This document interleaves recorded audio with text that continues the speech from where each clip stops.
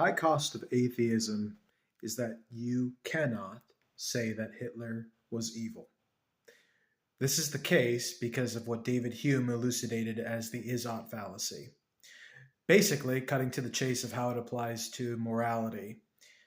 If one identifies that what Hitler did is not conducive to the well-being of humanity, the question on the table is, so what?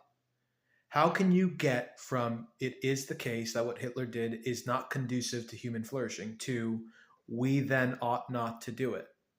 In order to achieve that conclusion, you have to build in a hidden premise that says we ought to do that which is conducive to human flourishing.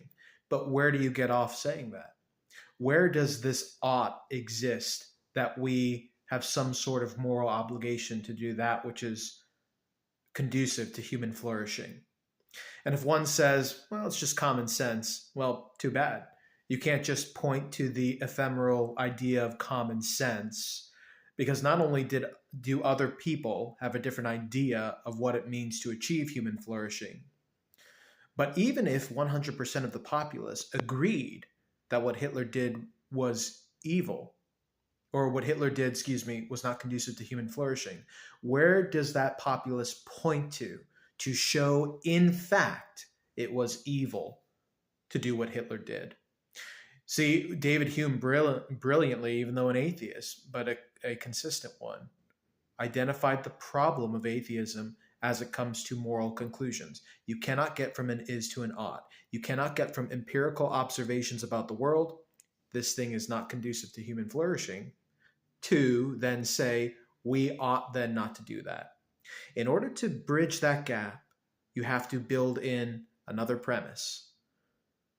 And that premise can only be achieved justifiably in a Christian worldview. Namely, you have to have one from whom all oughts are rooted in.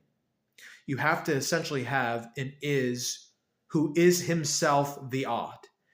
In this case, in the case that I'm arguing for, it is the Christian God who is the good. He is the ought. He is the moral perfection. He is goodness himself.